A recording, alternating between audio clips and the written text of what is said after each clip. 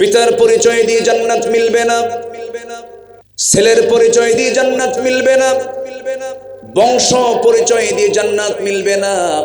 জান্নাত যদি মিলতে হয় একটা বিষয় লাগবে, সেটা হলো ইন্না খালাকনাকুম মিন যাকারিন ওয়া উনসা ওয়া জাআলনাকুম শুউবান ওয়া ক্বাবাইলা লিতাআরাফু ইন্না আকরামাকুম ইনদাল্লাহি আতকাকুম। পিতার পরিচয় দিয়ে যদি জান্নাত মিলতো তাহলে নূহ আলাইহিস সালামের ছেলে কেনান জান্নাত পেয়ে যেত। ছেলের পরিচয় দিয়ে যদি জান্নাত পাওয়া যেত তাহলে আজর জান্নাত পেয়ে যেত। স্বামীর পরিচয় দিয়ে যদি স্ত্রী জান্নাত পেয়ে যেত, নূহ আলাইহিস সালাম লূত আলাইহিস সালামের স্বামীদের পরিচয় নিয়ে তারাও জান্নাত পেতে পারতো না। না, বংশগত পরিচয় দিয়ে যদি জান্নাত মিলতো তাহলে আবু জেহেল, আবু লাহাব সবাই জান্নাত পেয়ে যেত। কারণ আমার নবীর বংশ কুরাইশ, আবু লাহাবের বংশ কুরাইশ। কুরাইশি লিখে তো লাভ নাই। আবু লাহাব কুরাইশ ছিল, কিন্তু আবু লাহাবের কুরাইশ বংশ দিয়ে কোনো কাম হবে না। কারণ আল্লাহ রাব্বুল আলামিন তাকে গালি দিয়ে বলছেন, তাব্বাত ইয়াদা আবি লাহাব ওয়া তাব্বা মা আগনা আনহু মালুহু ওয়া মা কাসাব সায়াসলা নারান যাতা লাহাবিন ওয়া ইমরাআতুহু হাম্মালাতাল হাতাব ফি জিদিহা হাবলুম মিন মাসাদ। আমার বন্ধুগণ, তাহলে বংশ দরকার না ঈমান দরকার? আত্মীয় দরকার না তাকওয়া দরকার? ঈমান দরকার, তাকওয়া দরকার। অনেকে বলে, হুজুর আমি নামাজ না পড়ি আমারও তো ঈমান আছে। এমনকি আমার দেশের কিছু কিছু লোকের নামই আছে ঈমান আলী, নামাজ নাই। আছে না নাই? নাম হলো ফজর আলী, ঘুম থেকে 10টায় ওঠে। নাম কি রাখছে বাপ? ফজর আলী, মানে ফজরে যেন ওঠে, কিন্তু ওঠে কটার দিকে? নাম হলো রমজান আলী, রমজান মাসে দুপুর বেলা ভাত খায়। নাম হলো খোকা মিয়া, বয়স হলো 80 বছর। নাম হলো লাল মিয়া, কিন্তু কালো মানুষ। নাম হলো আতর আলী, গোটা গায়ে গাজার গন্ধ। নাম হলো বাদশাহ মিয়া, ভিক্ষা করে। কি করে? ভিক্ষা করে। কাম দিয়ে, নাম দিয়ে তো কোনো কাম হবে না। আল্লাহর কাছে যেতে হলে নাম দরকার না কাম দরকার? কি দরকার? কাম দরকার, আমল দরকার। আমল যদি ভালো হয়, আল্লাহ বলছেন, বান্দা তুই আমার সঙ্গে সাক্ষাৎ করতে চাস নাকি? আমি তোকে শিখাইয়া দিচ্ছি, ফামান কানা ইয়ারজু লিকা রাব্বিহি ফালইআমাল আমালান সালিহান ওয়ালা ইউশরিক বিইবাদাতি রাব্বিহি আহাদা। আমার সঙ্গে তুমি যদি সাক্ষাৎ করতে চাও, মুলাকাত যদি করতে চাও, শর্ত হলো নেক আমল করে আসো। ভালো আমল করলেই তুমি আমার সঙ্গে সাক্ষাৎ পেয়ে যাবে। আর একটা শর্ত জড়িয়ে দিলেন, খবরদার গুনার মধ্যে সবচেয়ে বড় গুনাহ শিরক মুক্ত হয়ে আমার কাছে আসো, আমি তোমার সঙ্গে সাক্ষাৎ করব। যদি বলেন সুবহানাল্লাহ। সবাইকে আল্লাহর সঙ্গে সাক্ষাৎ করবেন না? ইচ্ছা আছে? ইচ্ছা আছে? কোথায়? জান্নাতে। বলেন কোথায়? বলেন। দুনিয়া থেকে সাক্ষাতের কোনো সুযোগ আছে? দুনিয়াতে সাক্ষাৎ করার কোনো সুযোগ নাই। সরাসরি আমরা দেখব জান্নাতে, কারণ নবীরাও দেখতে পান নাই। একজন নবী দেখতে চেয়েও দেখতে পারেন নাই। আল্লাহর সঙ্গে সবসময় তিনি অডিও করে কথা বলতেন। Audio call. কি কল? ওয়াকাল্লামাল্লাহু মূসা তাকলিমা। একদিন বলেন, আল্লাহ অডিও কল তো জীবনে বহুবার দিলাম, আজকে ভিডিও কল দেই। কি কল? ভিডিও কল দেব। আল্লাহ বলেন কাম হবে না, অপশনই নাই। লান তারানি, কখনো দেখতে পাবে না। আল্লাহ বললেন না না, দেখতে পাবে না। কিন্তু মুসা আলাইহিস সালাম বলেন, আল্লাহ গো একটু চেষ্টা করে দেখি, তুর পাহাড়ে আসো। 800 মাইল দূরের পাহাড়ের নাম নেওয়া মাত্র তিনি মুসকি মুসকি হাসি মেরে বলছেন, আল্লাহ আশেপাশে এত পাহাড় দেখলাম, কাছের পাহাড়গুলোর নাম না নিয়া 800 মাইল দূরের পাহাড়ের নাম নিলা। তুমি বুঝাচ্ছ মনে হয় আমি যাবো না। আমি মুসাও কম না, 800 মাইল দূরের পাহাড়ই দেখতে যাব। যেরকম সুবহানাল্লাহ। বড় ভাই হারুনকে রেখে চলে গেছেন দেখতে। দেখতে পেরেছেন? এই চর্মচক্ষু দেখতে পাবে না। এই চর্মচক্ষু দিয়ে আমরা অনেক কিছুই দেখতে পাই না।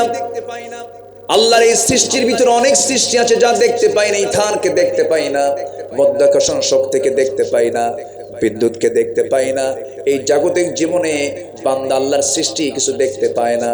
অতএব সে আল্লাহকে দেখার জন্য এই চর্মচক্ষু দিয়ে সম্ভব নয়। আল্লাহ বলছেন, বান্দারে তোর সঙ্গে আমার সাক্ষাৎ হবে জান্নাতের মধ্যে পূর্ণিমা রাতের চাঁদের মতো। যেমন বান্দা উজ্জ্বল চাঁদ দেখতে পায়, তেমনি জান্নাতে বান্দারা তার আল্লাহকে দেখতে পাবে জান্নাতের মধ্যে। জোরে বলি সুবহানাল্লাহ। নামাজ না পড়ে গেলেই হবে। এই জাতির কিন্তু মাত্র 5% লোক নামাজ পড়ে। আমি আসতেছি আলোচনার দিকে, মানে ধীরে ধীরে ঢুকতেছি। জাহান্নামের গর্তের মধ্যে ঢুকবে কারা? আমরা কি একটু জাহান্নামের গর্তের মধ্যে ঢুকতে চাই? কেউ কি ঢুকতে চাই? আল্লাহ এত রাগ করেছেন এই আয়াতে। আয়াতটা দেখলে আমার খুব ভয় লাগে, প্রচন্ড ভয়ঙ্কর আয়াত এটা। দুইটা অপকর্ম যারা করবে, আল্লাহ বলছেন আমি তাদেরকে অচিরেই জাহান্নামের গর্তের মধ্যে ঢুকাবো। জাহান্নাম পর্যন্ত যে গর্তকে ভয় পায়, কম কথা না। জাহান্নাম কি ছোট? ছোট ছোট। এই যে আকাশের সূর্য দেখা যায়, এই সূর্য যদি জাহান্নামের মুখে যদি ছেড়ে দেওয়া হয়, নিমেষের মধ্যে জাহান্নামের মধ্যে সূর্য হেরে যাবে। বাচ্চার মুখে যেমন চকলেট দিলে পরে কিছুক্ষণ পর নিঃশেষ হয়ে যায়, ঠিক তেমনি আকাশের সূর্য যদি জাহান্নামের মুখে যদি ছেড়ে দেওয়া হয়, নিখোঁজ হয়ে যাবে। এত ভয়ঙ্কর সেই জাহান্নাম। সেই জাহান্নাম থেকে বাঁচার জন্য দুইটা অপকর্ম আমাদের এখানে ডাইরেক্ট আয়াতে এসেছে। দুইটা অপকর্ম আমরা বাদ দিয়ে দেব। আল্লাহ রাব্বুল আলামিন বলছেন, ফাখালাফা মিন বা'দিহিম খালফুন আদাউস সালাতা ওয়াত্তাবাউশ শাহাওয়াত ফাসাউফা ইয়ালকাউনা গায়্যা। জোরে বলুন আল্লাহু আকবার। এই দুনিয়াতে যারা নামাজকে নষ্ট করবে, সালাতকে যারা নষ্ট করে ফেলবে, সালাতকে যারা বাদ দিয়ে ফেলবে এবং নফসের যারা দাসত্ব করবে, ওই সমস্ত বান্দাগুলোকে মহান রব্বুল আলামিন জাহান্নামের গর্তের মধ্যে ঢুকাবেন। এক নম্বর অপকর্ম হলো নামাজ যারা ছেড়ে দেবে, নামাজকে যারা নষ্ট করবে। এই জাতির মধ্যে সবচাইতে বড় অপকর্ম এখন কি বলেন? নামাজ নাই। নামাজের জন্য কোনো মেহনত নাই। যে নেতা নামাজের কথা বলে না, সে কিসের নেতা? আস্তে কন কেন? আস্তে কন কেন? যে নেতা আমাকে জাহান্নাম থেকে বাঁচাতে পারবে না, যে নেতা আমাকে নামাজের কথা বলবে না, যে নেতা আমাকে বিপদে ফেলবে কিয়ামতের দিন। ইয়াওমা নাদউ কুল্লু উনাসিম বিইমামিহিম। কিয়ামতের দিন প্রত্যেক ব্যক্তিকে তার নেতা সহ ডাকা হবে। কথা বোঝেন নাই? তাহলে আমাকে আপনাকে সতর্ক থাকতে হবে, আমি জাহান্নাম যেন না যাই সেই লাইন আমাকে চলতে হবে। তাহলে নামাজকে সবাই পড়তে রাজি আছি তো ইনশাআল্লাহ? বাড়ির বউ যদি নামাজ না পড়ে, কি কয়? মার দে বাড়ি। দেখছেন, এই তো মার্ডার কেস। যে কইছে দে বাড়ি, ও মনে বিয়েই করে নাই। কারণ বউ তো বোঝে না, বউ মানে এত সস্তা। যাদের সংসার টেকে, প্রত্যেক স্বামী বউকে ভয় পায়। যারা সংসারী কি ভয় করেন না? আমি জি করছি। উপায় নাই তো। বাচ্চার বয়স 1 বছর, আপনি বাবা, যদি একবার রাগ করে কয় যে বাচ্চা তোমার তো, কোলে নাও, গেলাম। এক বেলায় ওই বাচ্চা কয় আসার যে খাবে আল্লাহ জানে। কি ঠিক কি আমি ভুল কইছি কিছু? বউ মারবেন? এত সস্তা না, বোঝাতে হবে। নামাজের জন্য বলতে হবে। দাওয়াতটা রাসূল প্রথম দিয়েছেন আউটডোর না ইনডোর? ভিতরে দাওয়াত দিয়েছেন। কেন যেন আমরা উদাসীন। ছেলে স্কুলে যায় না, শাসন করে। দুনিয়ার জাগতিক জীবনের সবকিছুর জন্য খুব যত্ন, কিন্তু ফজরে ছেলে মেয়ের ঘরে গিয়ে যে একটু বলবো সালাত, নামাজ, বাবা উঠো, একই সাথে থাকি, এই দুনিয়াতে আছি, একসঙ্গে আমরা জান্নাতে থাকবো, ওঠো নামাজ পড়ো। বউ আমার তোমার সঙ্গে আমার দাম্পত্যময় জীবন কাটলো, আমরা একইভাবে জান্নাত জীবনটা কাটায় দেব। নামাজ পড়ো, শুনবে না? শুনবে না? সুন্দর করে বলবো আমরা, বউকে পিটানো কি সুন্নতে মুআক্কাদা? তো পিটানোর কথা আগে কর কেন? মানা যাবে না তো। রাসূল কোন স্ত্রীকে মেরেছেন এমন ন্যূনতম কোন আঘাত করেছেন এমন একটা হাদিসও কেউ কি বলতে পারবে?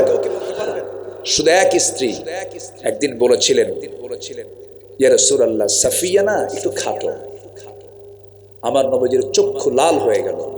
শুধু বললেন, শোনো, তোমার এই কথা যদি দরিয়ার পানিতে যদি ছেড়ে দেওয়া হতো, 7 দরিয়ার পানি লামাযাজাতহু বিবর্ণ হয়ে যেত। সঙ্গে সঙ্গে কেঁদে ফেলেছেন, ইয়া রাসূলুল্লাহ, ভুল হয়ে গেছে, আমাকে মাফ করে দেন। সম্মানিত ভাইয়েরা, রাসূলের ম্যানেজিং পাওয়ারটা কি ছিল? 4 স্ত্রী সামনে বসা। ইসলাম কিন্তু এক স্ত্রীকে বেহেতের বলেছে, ফাওয়াহিদাতান, একটাই যথেষ্ট। কিন্তু অপশন রাখা হয়েছে কেন? বিধবা, তালাক প্রাপ্তা, অসহায়, এদেরকে সিকিউরিটি নিশ্চিত করার জন্য ইসলাম একাধিক বিবাহের অনুমতি দিয়েছে। এর মানে মাঝে মাঝে আপনি হুমকি দিবেন, বেশি কথা কবি না, কিন্তু আরো কিন্তু 3টা জায়েজ, এটা কিন্তু বলা যাবে।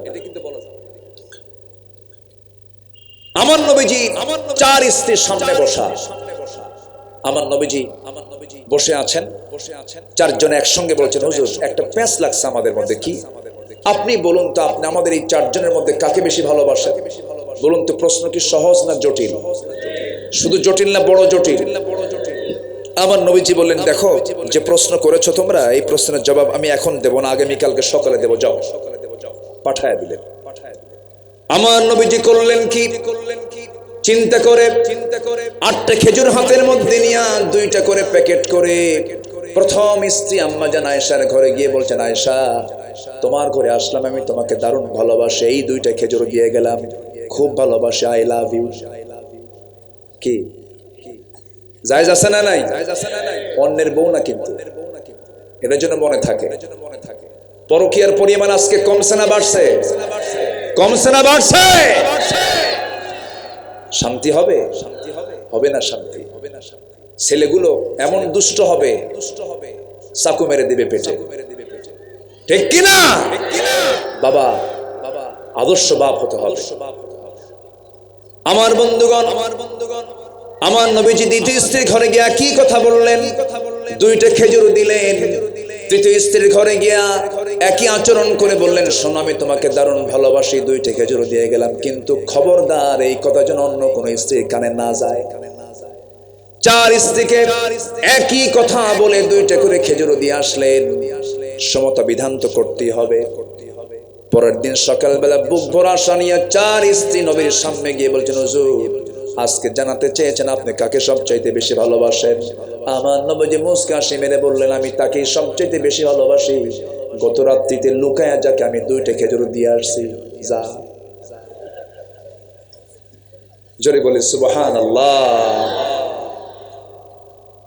রাসূল শুধু রাসূল ছিলেন না, ঘরের স্বামী ছিলেন, যুদ্ধের নেতা ছিলেন, মসজিদে ইমাম ছিলেন, বিচারালয়ে বিচারপতি ছিলেন। আল্লাহু আকবার বলেন। এক মহিলা চুরি করে ধরা পড়ছে, নাম তার ফাতিমা, নবীর মেয়ের নামও কি? ফাতিমা।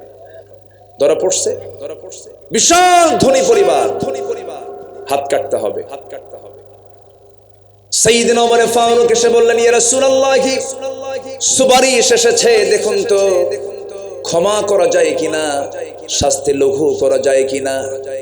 রাসূল বলেন, আল্লাহি লাউ আন্না ফাতিমাতা, যদি আমার মেয়ে ফাতিমা বিনতে মুহাম্মদ সারাকাত, যদি চুরি করত, লাকাতাতু ইয়াদাহা, আমি রাসূল নিজে তার হাতটা কেটে ফেলে দিতাম।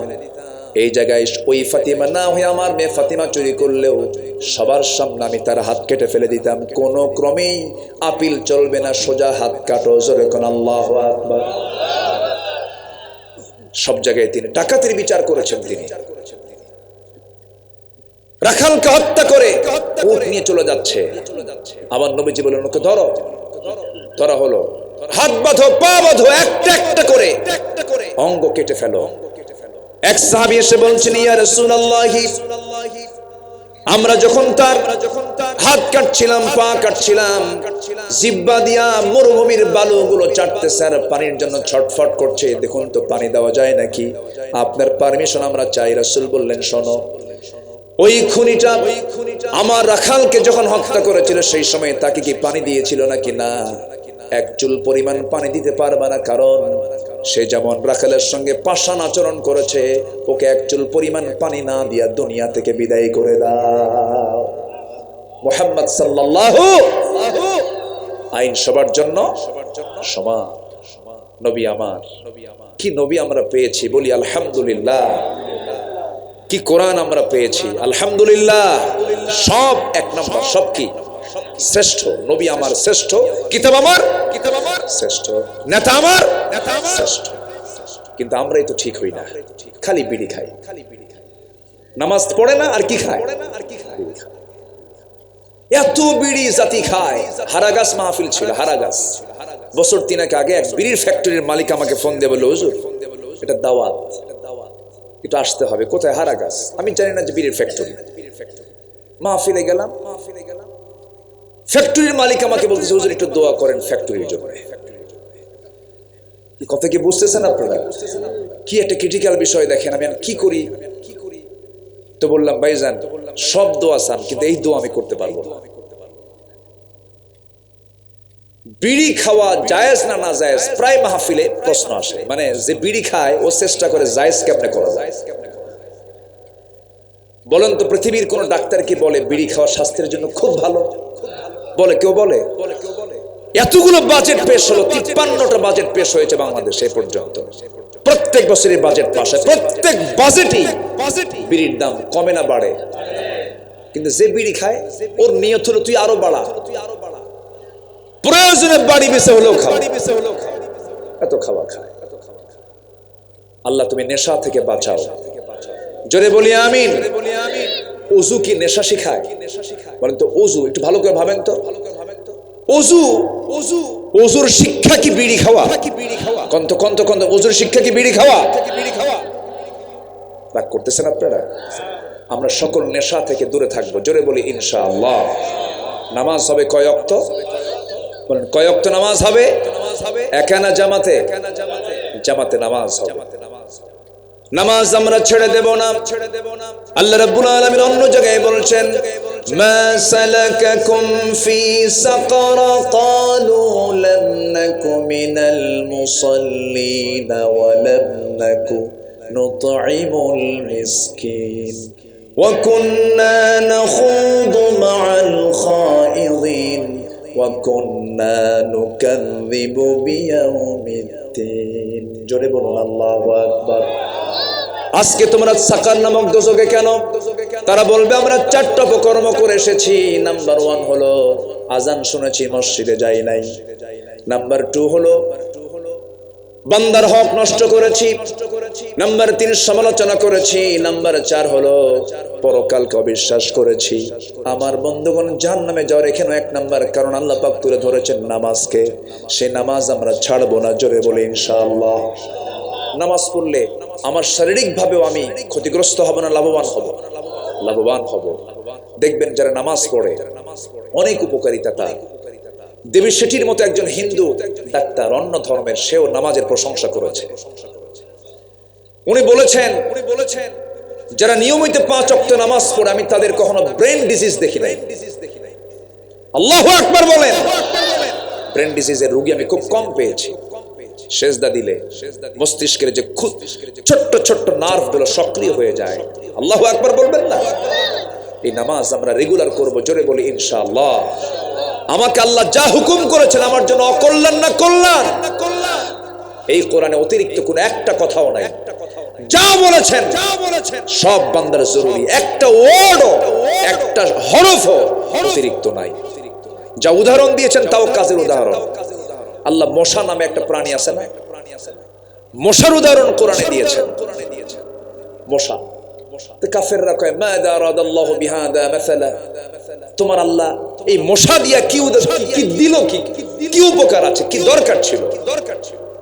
কিন্তু মশাকে আমরা যতই দুর্বল ভাবে আধুনিক বিশ্বে এই মশার উপরে কিছু গবেষণা হয়েছে। আল্লাহ পাক কেন মশাটাকে এখানে টানলেন, 4টা যুক্তি আছে। একটু মনোযোগ দিয়ে শুনেন, প্রসঙ্গ যেহেতু আসলো। আল্লাহ পাক মশাকে টেনেছেন এই জায়গায়। মশা কি আসলে দুর্বল না? আচ্ছা বলেন তো, মশারি টাঙ্গায় কে, মশা না মানুষ? ভয় বলেন তো। এখন আমরা মশা আমাকে ভয় পায় না, আমি মশাকে ভয় পাই, কিছুই কয় না, আমরাই ভয় পাই। তাহলে আমরা এত বড় বীর বাহাদুর, রাতের বেলা মশারি টাঙ্গা আমি জেলখানে ঢুকে যেন মশার কামড় যেন আমার গায়ে না লাগে। মশা থেকে 4টা শিক্ষা। ইন্নাল্লাহা লা ইস্তাহি আন ইয়াদরিবা মাসালাম মা বাউদাতান ফামা ফাওকাহা। নাম্বার 1, মশা যখন মানুষের চামড়ায় যখন বসে সহজে কিন্তু আমরা টের পাই না। টের পাই আমরা? টের পাই না। কেন টের পাই না? অবশ করে। এই অবশকে মেডিকেলের ভাষায় কি বলে? কিন্তু ডাক্তার আছে এখানে, জি বুঝতে পারছি, এনেস্থেশিয়া, তাই না? এনেস্থেশিয়া মানে অবশ করে। অবশ করলে পরে ওই জায়গায় আর কিছু বোঝা যায় না, কোনো শোধ থাকে না। তো মশার আবার আশেপাশে কোনো সহকারী কেউ নাই, ওর একাই। তো ও যখন আপনার শরীরে বসে তখন একাই আল্লাহ পাক তার ওই সামনে যেটা বসায় দেয়, ওর মধ্যে একটা মেডিসিন আল্লাহ পাক দিয়েছেন অবশ করার জন্য। সে আগে চতুর্দিকে অবশ করে আমাকে আপনাকে আগে অচল করে। তুই টের পাবি, তোর 14 গোষ্ঠীও টের পাবে না। ভুল বসায় দিল, পরিমাণ মতো খেয়ে যদি চলে যায় ভালো, কিন্তু যে মশা বেহুশের মতো খায়, পাইছি খাইলাম, তখন ওর ওজনটা কমে না বাড়ে, তখন পাখার কাজ করে না, আর উঠতে পারে না। বেশি খাইলে মশা কি কম বাঁচে না বেশি বাঁচে? কম বাঁচে। একটু কম খাইলে আর একটু বাঁচে। তো এই 16 বছর যারা ক্ষমতায় ছিল এরা কি কম খাইছে না বেশি খাইছে? আস্তে কয়, চুষে চুষে না কামড়ায় কামড়ায়।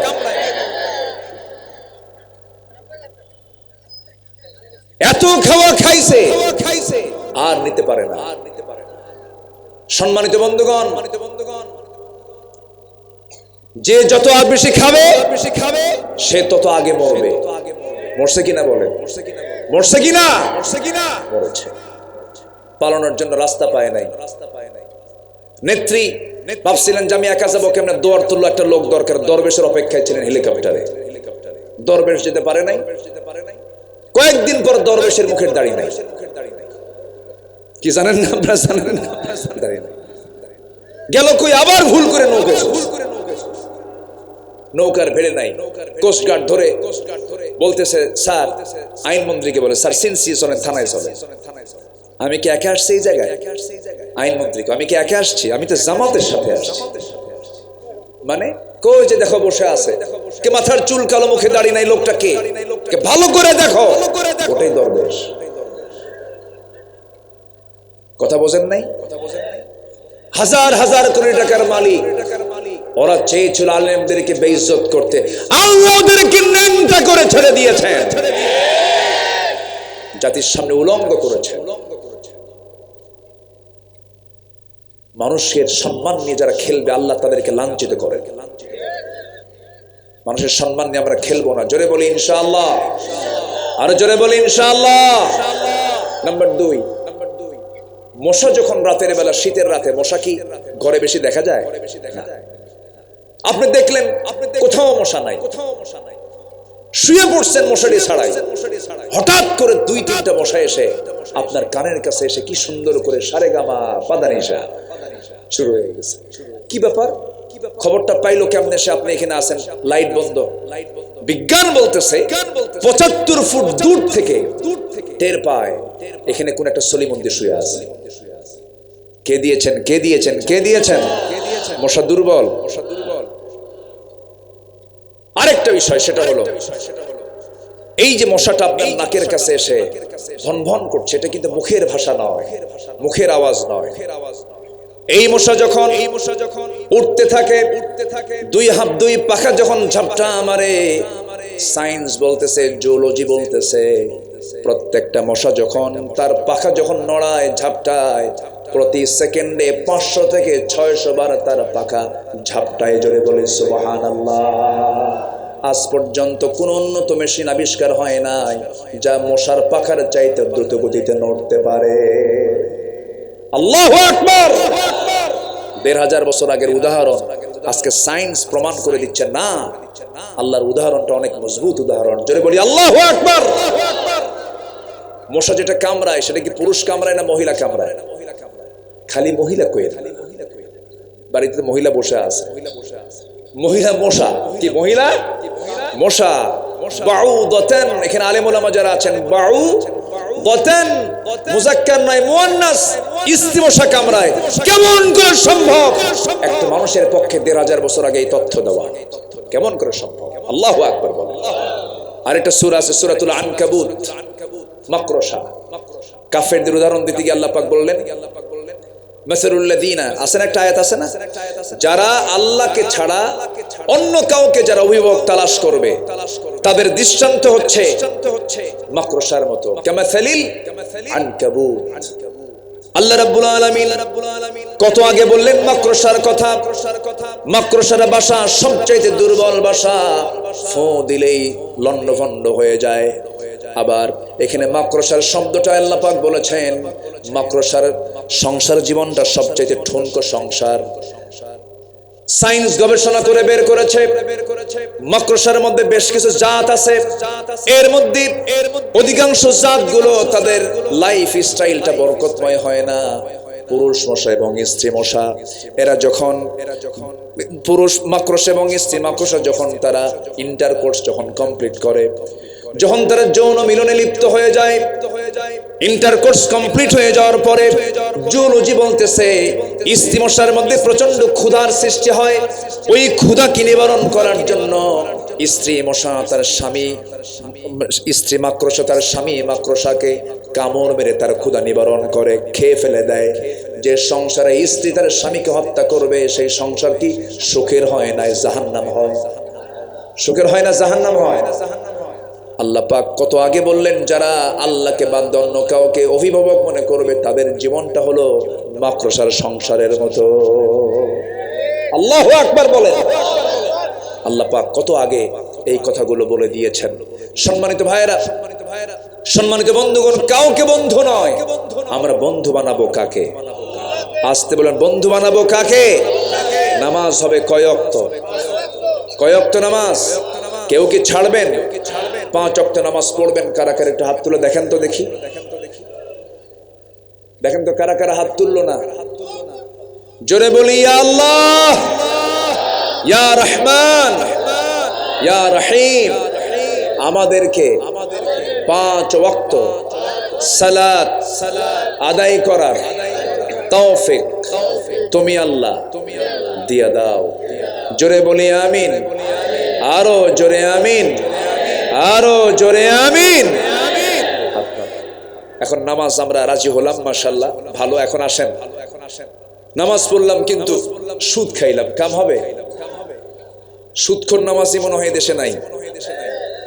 আমি 2018 সালে যখন জেলখানায় থাকি সেই সময় একজন ইয়াবা ব্যবসায়ী ধরা পড়ছে। দেখা, বললাম ভাই আপনি নামাজও পড়ে, হজও করছে, তো বললাম ভাই আপনার কি? ভাই আমি একটু ব্যবসা করি। কি? ওই যে বিসির ব্যবসা করি। বললাম বিসি মানে কি? বিসি কুজের দানা। দানা কোন জায়গা থেকে আসে? কুজের বেশি না, ওই যে টেকনাফ থেকে আসে, পার্শ্ববর্তী মায়ানমার থেকে আসে। আমি তো খাই না, আমি একটু খাওয়াই। আমি খাই না, আমি কি খাওয়াই। অনেকে হারামকে তারা বৈধ করতে চায়, বলে যেটা ব্যবসা না।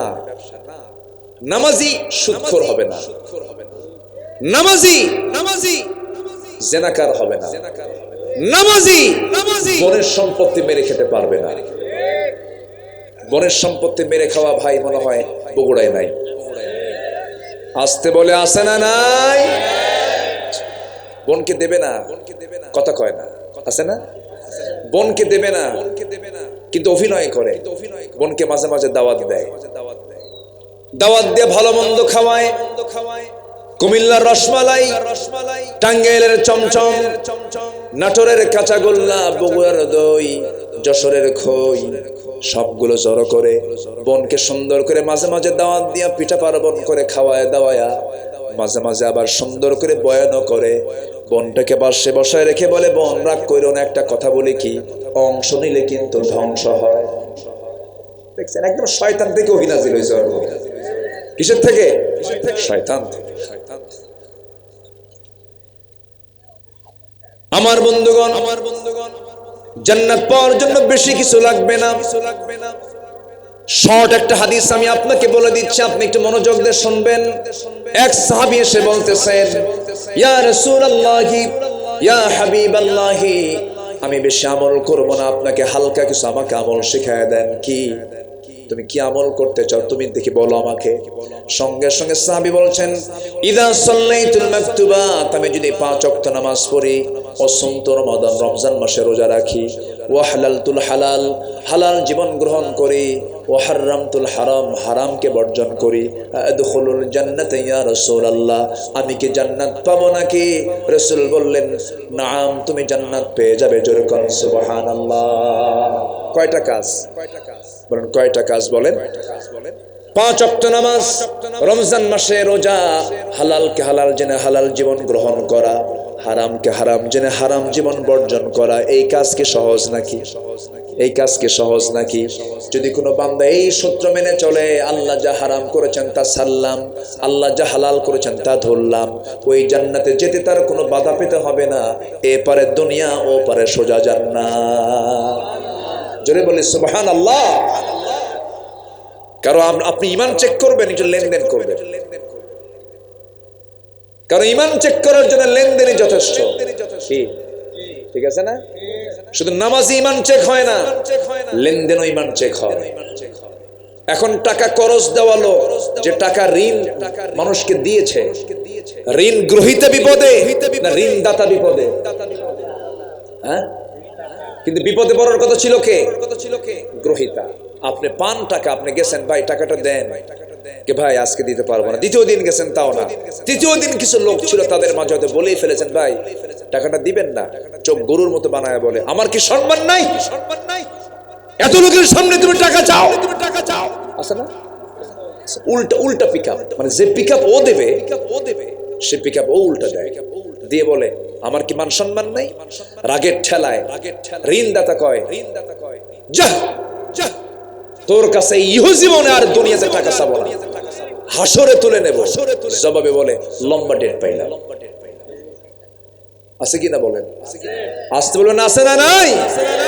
ওর কি ইমান আছে? আসতে বলে, ওর কি ইমান আছে? ইমানদারের ইমান তার আমলে, তার কথায়, তার কাজে, তার ব্যবসায়, সব জায়গায় থাকবে সে 1 নম্বর মানুষ। কথা 2 রকম হবে না, আমল 2 রকম হবে না, ফরজ হুকুমগুলো বাদ যাবে না, নফল ইবাদতও বাদ যাবে না, নফলটাও সে যত্নের সঙ্গে আদায় করবে। এই যখন 1টা বাজতেছে, 1টার সময় মহান রব্বুল আলামিন দুনিয়ার আকাশে এসে বলেন, কে ক্ষমা চাবে আমি তাকে ক্ষমা করে দেব। জোরে বলি সুবহানাল্লাহ। আমরা বিশেষ একটা আজকে দোয়া করব শেষে, এই সময়টা দোয়া কবুলের সময়। জোরে বলি ইনশাআল্লাহ। সবাই থাকবেন তো? আমি খুবই খুশি যে এত রাতে আপনারা কি সুন্দর করে বসে আছেন। আমি অত্যন্ত আনন্দিত, আমি এতটাই আনন্দ পাচ্ছি, একটা লোকের কোনো নড়াচড়া নাই। আলহামদুলিল্লাহ। জোরে বলি আলহামদুলিল্লাহ। সবাই কি তাহাজ্জুদ পড়েন? পড়বো, জি, জোরে বলি ইনশাআল্লাহ। তাহাজ্জুদটা হচ্ছে স্পেশাল একটা টাইম। যারা জীবনে আল্লাহর নৈকট্য হাসিল করেছেন, তাদের জীবনে তাহাজ্জুদ বাদ ছিল না। এই কাজটা আমরা করব। কেন জানেন? ফজরের লোক দেখা যায়, জোহরের লোক দেখা যায়, আপনাকেও দেখে, আপনিও তাদেরকে দেখেন।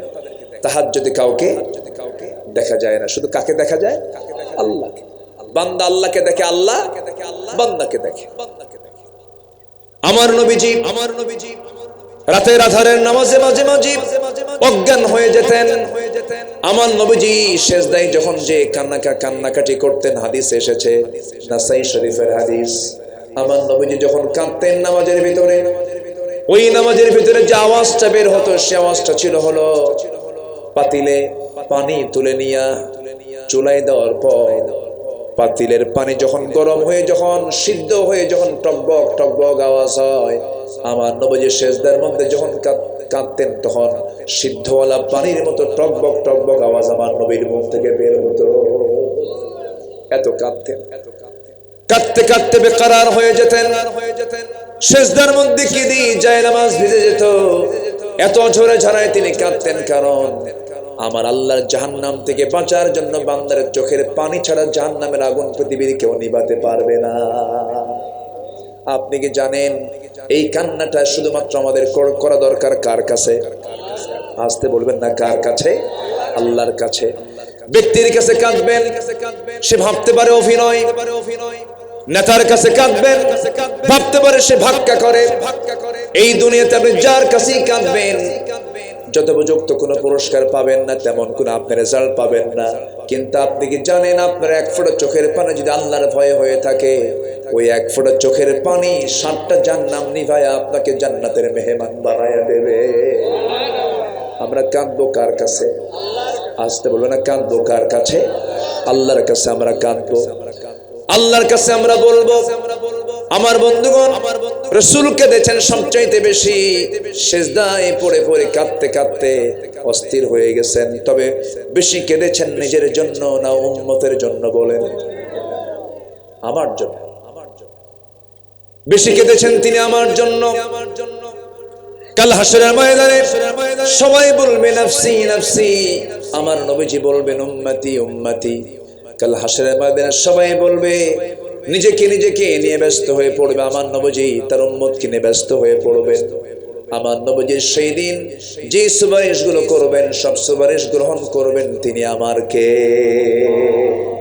এই জন্য সেই নবীর প্রতি মহাব্বত রাখার দরকার আছে না নাই? প্রথম মহাব্বত আমরা কার সঙ্গে করব?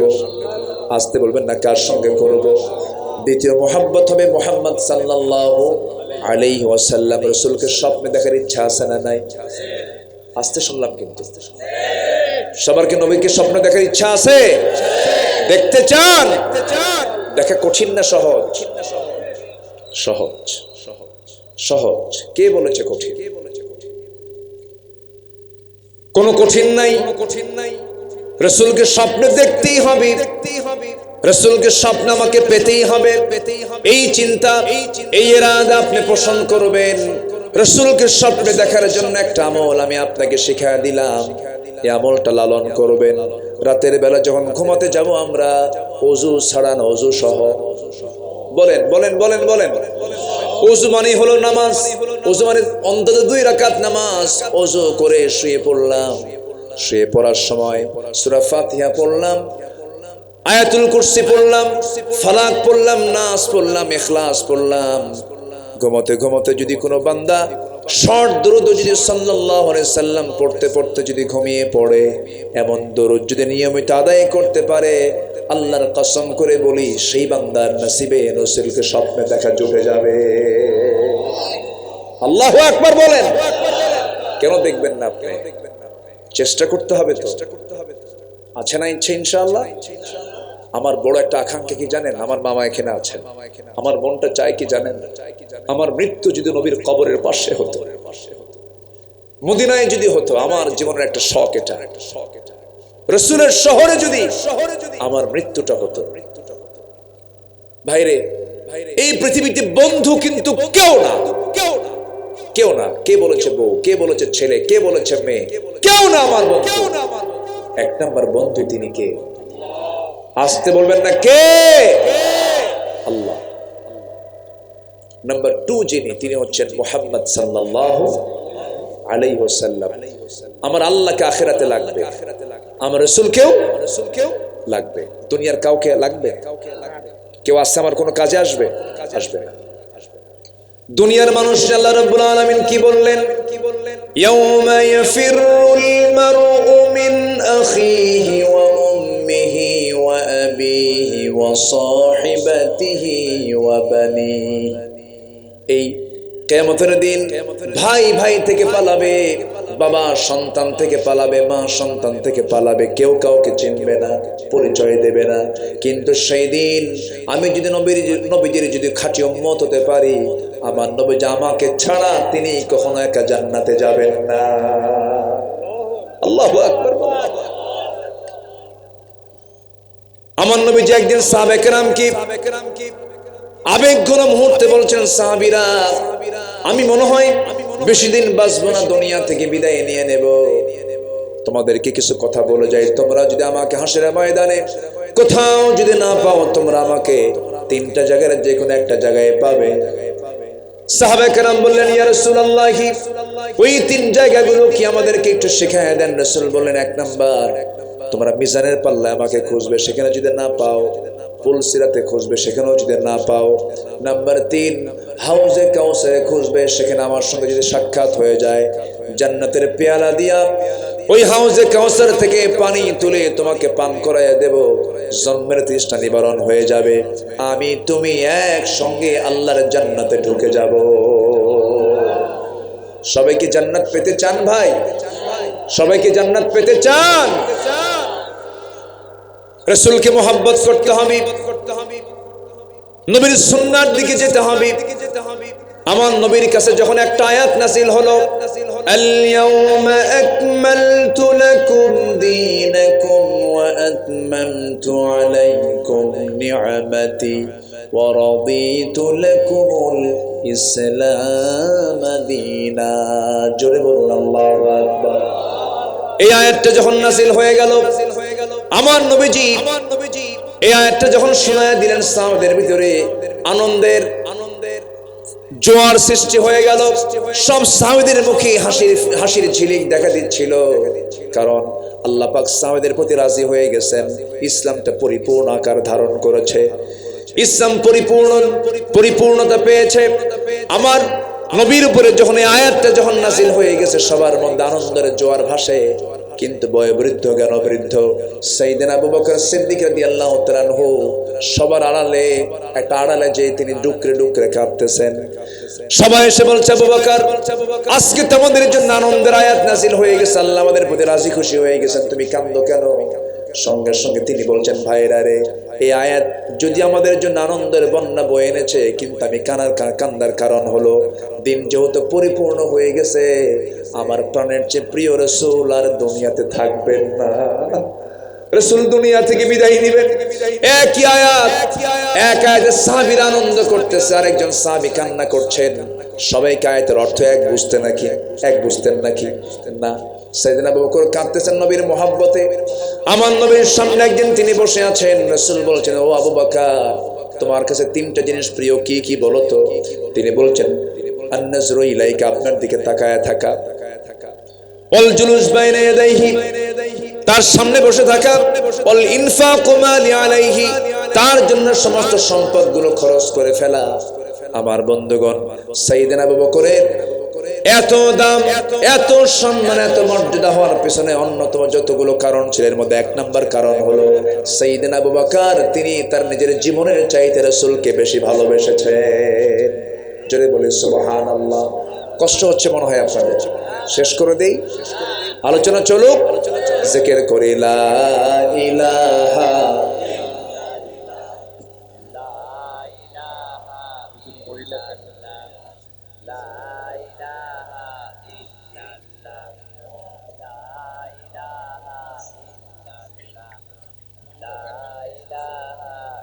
আরো জোরে লা ইলাহা।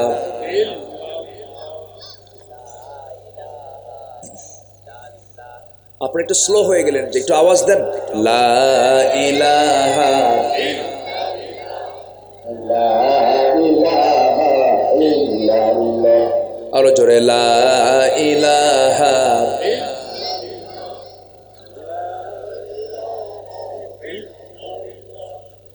লা ইলাহা ইল্লাল্লাহ মুহাম্মাদুর রাসূলুল্লাহ সাল্লাল্লাহু আলাইহি ওয়াসাল্লাম। তাহলে নামাজকে আমরা কেউ ছাড়বো?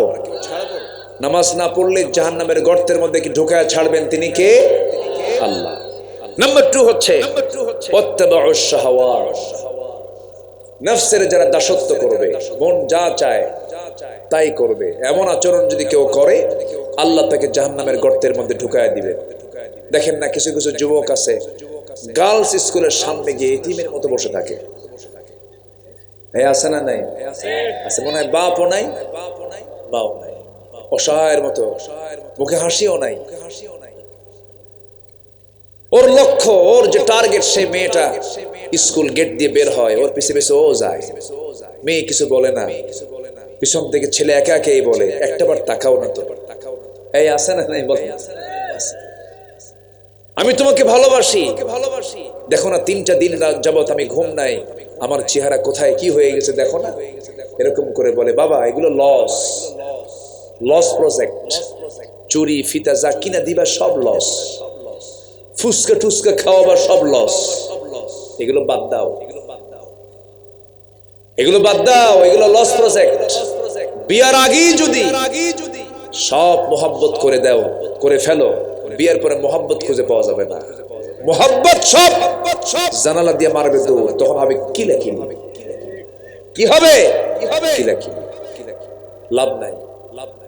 সাইয়েদনা ইউসুফ আলাইহিস সালাতু ওয়াস সালামকে তৎকালীন দুনিয়ার সবচেয়ে সুন্দরী নারী জুলাইখা ঘরের মধ্যে তুলেছিল ফুসলায়া, 12 দরজা লাগায় দিয়ে, একদম নিরিবিলি নিরাপদ প্লেস তৈরি করে, কেউ জানবে না।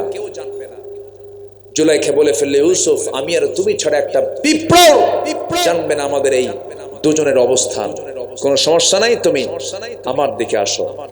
ইউসুফ বললেন, যদি কেউ না দেখে, দেখার জন্য একজন আছেন, তিনি আমার কে? মানুষ ভালো হবে কাকে সাক্ষী বানালে? বলেন বলেন বলেন। আল্লাহকে সাক্ষী বানালে সে কি কখনো খারাপ কাজ করতে পারবে? আচ্ছা বলুন তো, সিসি ক্যামেরা এখানে লাগানো আছে, আপনি এখানে কিছু করতে পারবেন? কেন পারবেন না? রিপোর্ট হবে। আল্লাহ তো সিসি ক্যামেরা খুব দুর্বল। আস্তে কর, দুর্বল। তাহলে মানুষ যদি ক্যাশ বাক্সে যেন চুরি না হয়, ক্যাশ বাক্স বরাবর ম্যানেজার থাকে, তো ম্যানেজার বসে থাকে, মালিক না থাকলেও চলে, ও শুধু সিসি ক্যামেরা দেখে। ক্যাশ বাক্স বরাবর যদি সিসি ক্যামেরা রাখার কারণে ম্যানেজার যদি ভালো হতে বাধ্য হয়, কোন বান্দা যদি মনে করে আমার আল্লাহ আমার উদ্দেশ্যে সিসি ক্যামেরা শুধু না, আরো উন্নত মানের আরো উন্নত প্রযুক্তি দিয়ে সিসি ক্যামেরা লাগিয়ে রেখেছেন, বলেন তো আমি দিনের আলোতে আর রাতের আধারে 24 ঘন্টা কোনো অপকর্ম করতে পারবো? আসতে বলবেন না, পারবো? তবে এই চিন্তা আমাদের বদ্ধমূল হওয়ার দরকার আছে না নাই? আমার জীবনের সবকিছুর কাজের মূল বড় রাজ সাক্ষী তিনি আমার কে? আল্লাহ। আল্লাহ রাব্বুল আলামিন বলেন, ওয়া ইয়ালামু খাইনাতাল আ'য়ুনি ওয়া মা তুখফিস সুদূর। তোমার চক্ষু কি খেয়ানত করে, তোমার অন্তরে তুমি কি দানা বেঁধে রেখেছো, পৃথিবীর কোনো কেউ না জানলেও জেনে যান তিনি আমার কে। আল্লাহ জানেন।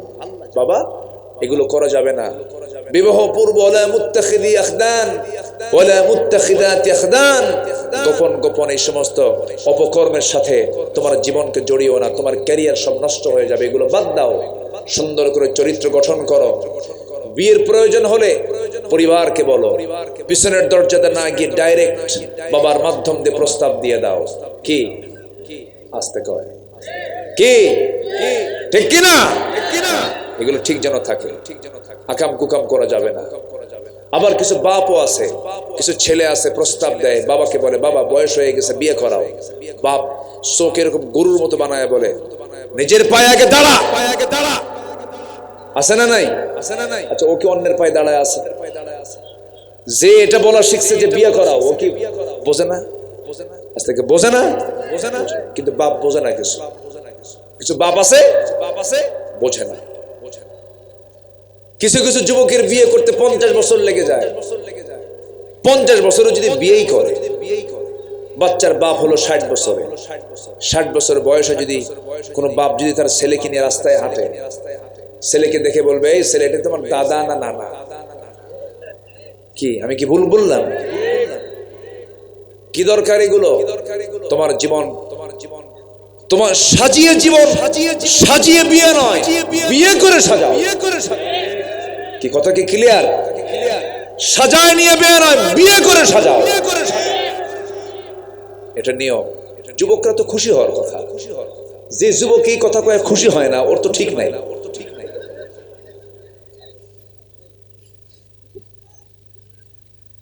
আমি মনে হয় শেষ করে দিলে ভালো হয় নাকি? বলি আলহামদুলিল্লাহ। কিছু একটু দুই একজন তো যাবেনি, কারণ অনেক রাত হয়েছে। তো আমি চেয়েছিলাম 11টার মধ্যে এখানে ইন করব, কিন্তু প্রচন্ড কুয়াশা ছিল রাস্তায়, ফগ, কুয়াশা। আজ পর্যন্ত কোনো মেশিন আবিষ্কার হয়নি কুয়াশাকে ভেদ করে বিমান চলে না। চিন্তা করা যায়? কুয়াশা, আকাশে ক্লিয়ার, কিন্তু বিমান নামতে পারে না, উঠতে পারে না, শুধু কুয়াশা। মানুষ কি করছে? কিছুই করে নাই। কি করছে মানুষ? কুয়াশার কাছে অসহায়। শুধু ঘন কুয়াশা হলে পরে 100 কিলোমিটারের বেগে যে গাড়ি চলে, ভ্যানের মতো যায়। ক্ষমতা কার? কার ক্ষমতা? আল্লাহ। আল্লাহই সব পারেন। মানুষ এত কিছু করেছে, 15 থেকে 20 মিটারের নিচে যদি পানি চলে যায়, 20 থেকে 25 মিটার নিচে যদি পানি চলে, কোন মেশিন আজ পর্যন্ত আবিষ্কার হয় নাই উপর থেকে পানি তুলতে পারে। এখন করে কি? মেশিনে ঢুকায় দেয়। ঠিক আছে না? মেশিনেই নিচে ঢুকায় দেয়। মানুষ কি পারে? আল্লাহ সব পারেন। সব পারেন কে বলেন? আল্লাহ পারেন। জি সম্মানিত ভাইয়েরা, তাহলে দুটো কাজ আমরা এই আয়াত থেকে শিখলাম। সেটা হচ্ছে নামাজ নষ্ট করব না, মন যা চায় তা আমরা করব না। ওয়াত্তাবাউশ শাহওয়াত যদি করি, ফাসাউফা ইয়ালকাউনা গাইয়া, আল্লাহ পাক তাকে জাহান্নামের গর্তের মধ্যে ঢুকায় দিবেন। কার কথা? আল্লাহর কথা। এরপরে আবার এত ভয়ঙ্কর কথা বলার পরে আল্লাহ পাক আবার বলতেছেন ইল্লা, তারা ছাড়া। দেখেন, একটা সান্ত্বনা দিচ্ছেন।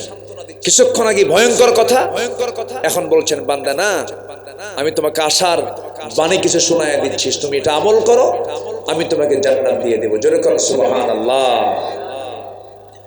আল্লাহ রাব্বুল আলামিন এবার বলছেন, বান্দা আমি তোমাকে জান্নাত দিয়ে দেব, এই দুইটা কাজ তুমি বাদ দেবে এবং সাথে তুমি কি করবে? ইল্লা মান তাবা ওয়া আমানা ওয়া আমিলা সালিহান ফাউলাইকা ইয়াদখুলুনাল জান্নাতা ওয়া লা ইউযলামুনা শাইআ।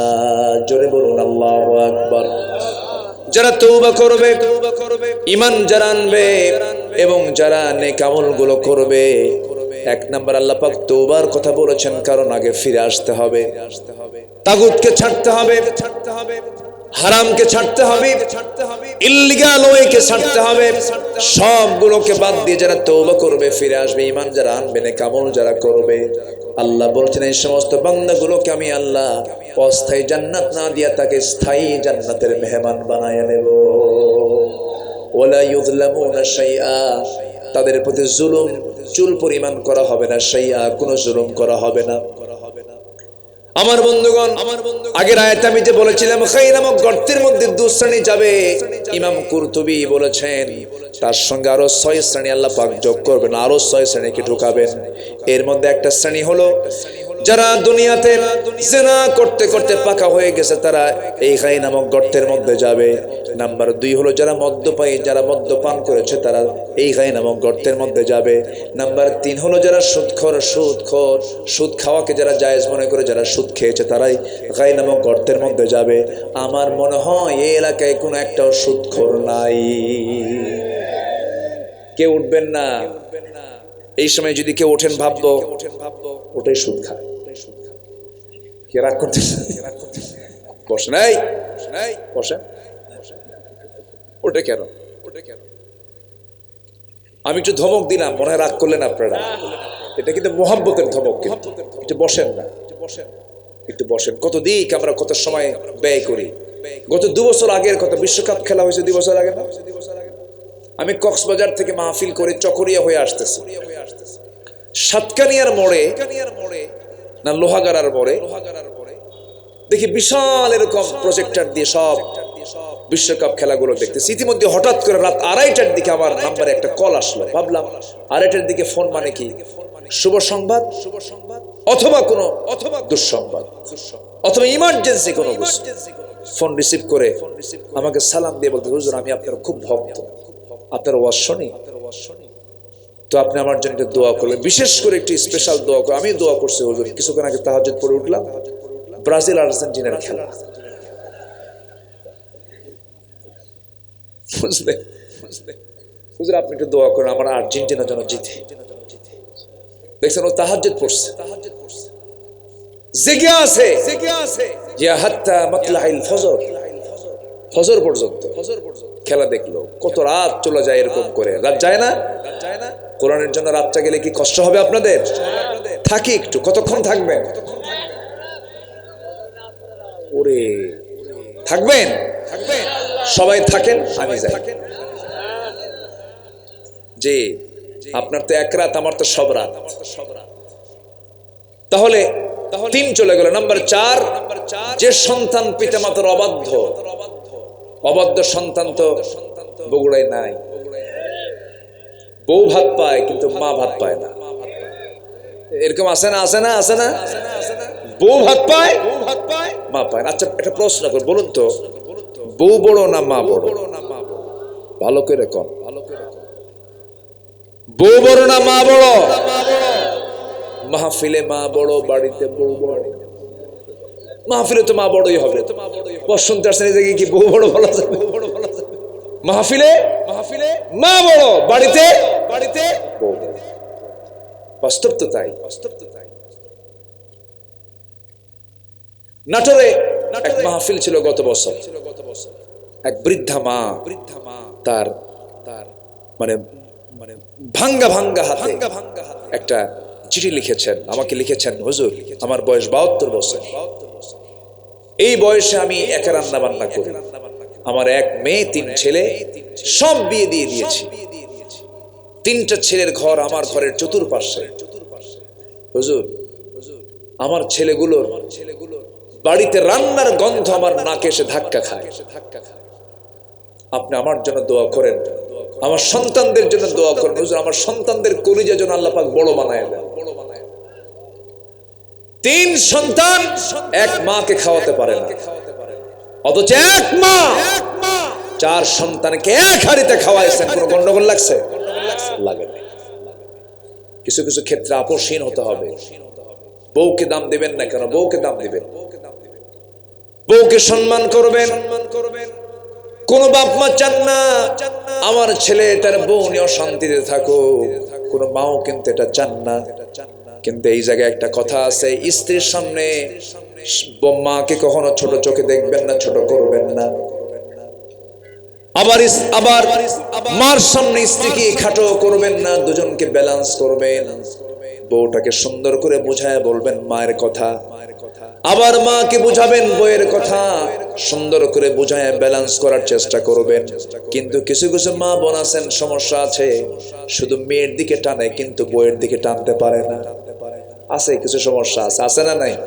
আচ্ছা, বলে আমার মেয়ের জামাই এত ভালো, আমার জামাই যে পাইছি না, এরকম জামাই লাখে একটা মেলে। কেন? জামাই আমার খুব ভালো, আমার মেয়ের কাপড় চোপড়ও ধুয়ে দেয়। কি কথা কি বুঝতেছেন? কাপড় চোপড়ও ধুয়ে দেয়, যা কয় আমার মেয়ে সব শোনে। আমার মেয়ে যদি বলে বসো, বসে, ওঠো, ওঠে।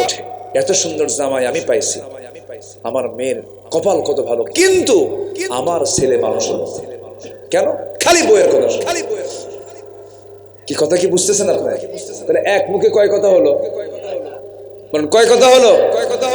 2 কথা। তাহলে কি সংসারে শান্তি হবে? এই জন্য মাদেরকে বলবো, আপনি যে মেয়েটাকে পাঠাইছেন হঠাৎ করে কি বরকত নাজিল হয় আমার উপরে, এই এটা তো নষ্ট হয়ে যাবে। মানে বলতেছে তাড়াতাড়ি শেষ করে। জি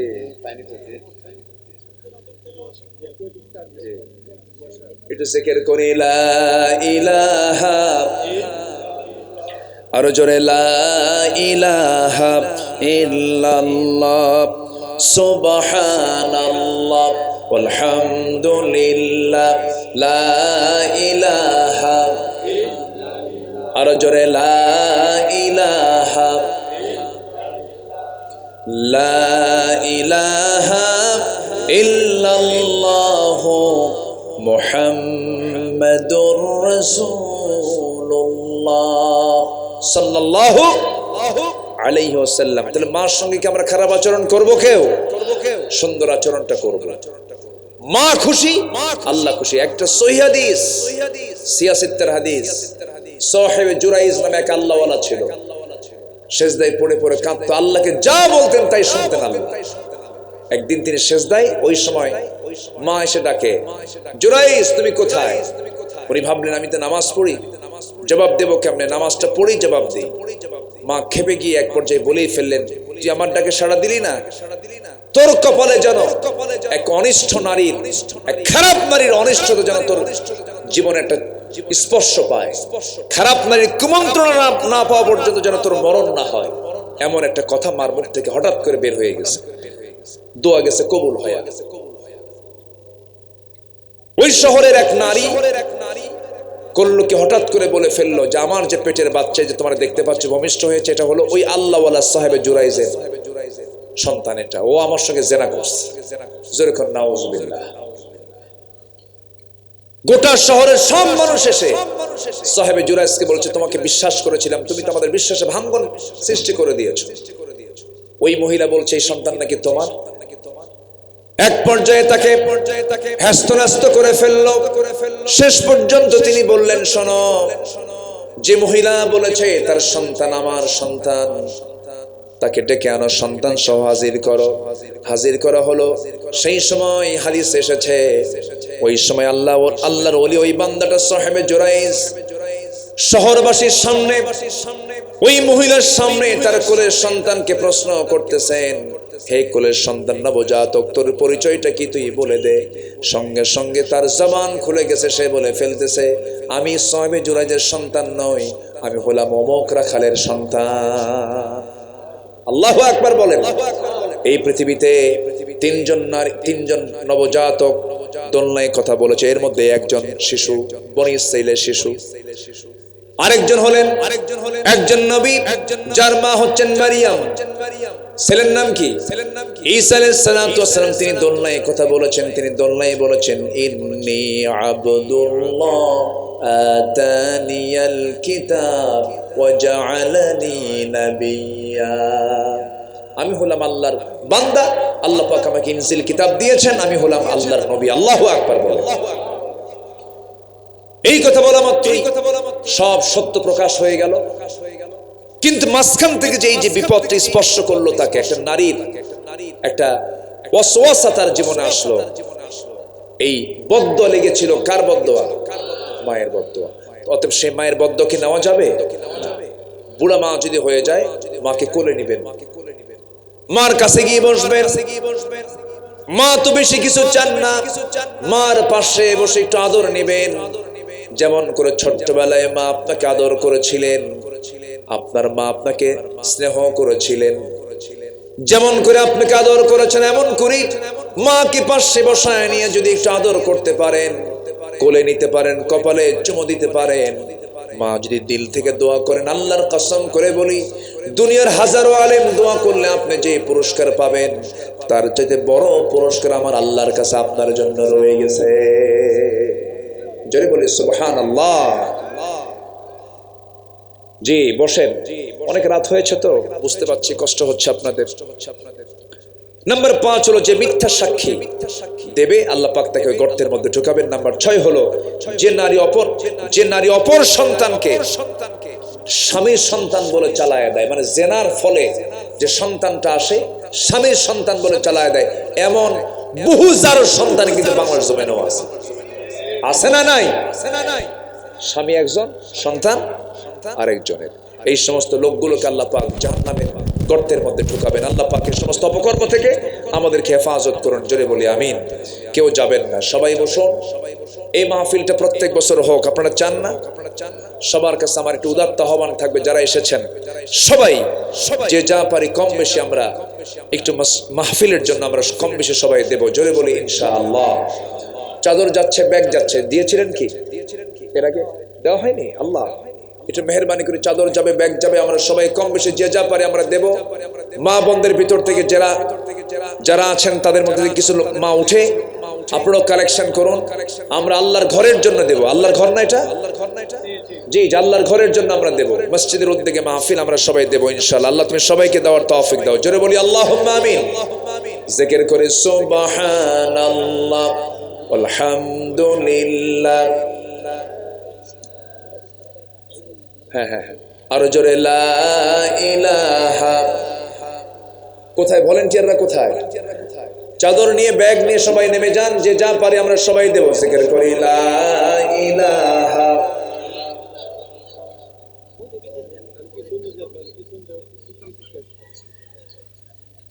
আরো জোরে লা ইলাহা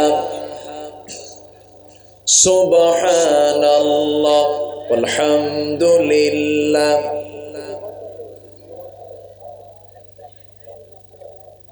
আরো জোরে লা ইলাহা।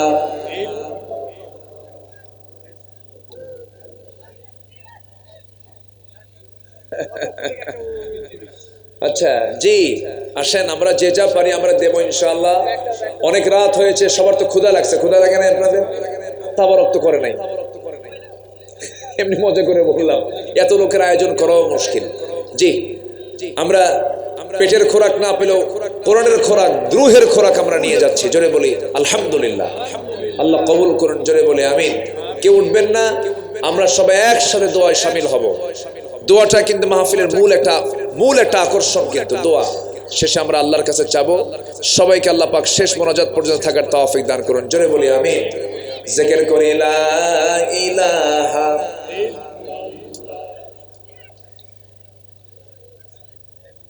জি, সবাই বসুন। আমি সবার কাছেই আমি খুবই কৃতজ্ঞ যে সবাই শেষ পর্যন্ত ছিলেন। অনেক রাত, কিছু লোক উঠে গেছেন, ম্যাক্সিমাম সবাই ছিলেন। আলহামদুলিল্লাহ, তুমি সবার অংশগ্রহণকে নাজাতের কারণ বানায় দাও, জোরে বলি আমিন। মা বোনদের ভিতর থেকে যে যা পারেন সবাই দেবেন। আল্লাহ তুমি কারো দানকে তুমি ফেরত দিও না, জোরে বলি আল্লাহুম্মা আমিন। সবাই বসেন, বসেন। এই যে ভাই বসে, কোমর লেগে গেছে, আমি বুঝতে পারতেছি কোমর লেগে গেছে, অনেকক্ষণ হলে বসে আছেন। বসেন, সবাই বলেন সুবহানাকা আল্লাহুম্মা ওয়া বিহামদিকা আশহাদু আল্লা ইলাহা ইল্লা আনতা আস্তাগফিরুকা ওয়া আতুবু ইলাইকা। চিৎকার মেরে বলি ইয়া আল্লাহ, আমার জীবনের সগীরা কবীরা, ছোট বড় সব গুনাহ তুমি আল্লাহ মাফ করে দাও। জোরে বলুন ইয়া রাব্বাল আলামিন, ইয়া রাব্বাল আলামিন, ইয়া রাব্বাল আলামিন। জি, আমরা নামাজের মতো করে বসি, নামাজের মতো করে তাশাহুদের সূরাতে আমরা একটু বসে যাই। আমরা সোজা এখন চাইবো কার কাছে? আল্লাহর কাছে। একজন গজল শুনতে চেয়েছেন, শুনবেন?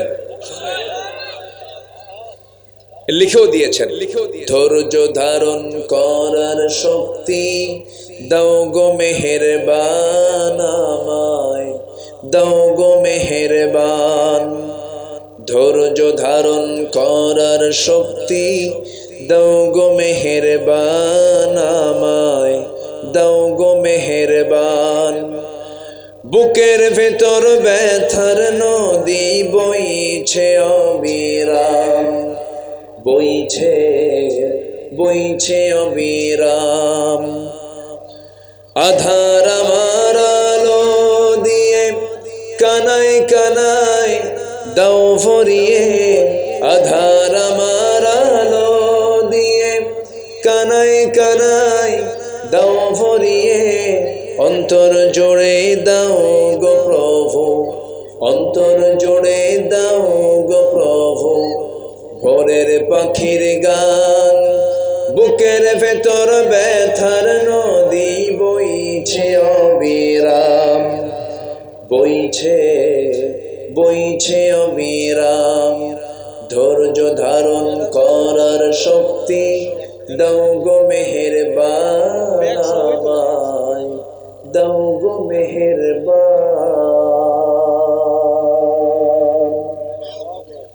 কেউ তো মারহাবা বললেন না, কিচ্ছু বললেন না। আসুন আমরা এখন চাইবো কার কাছে? জি, আসুন আমরা আল্লাহর কাছে চাই।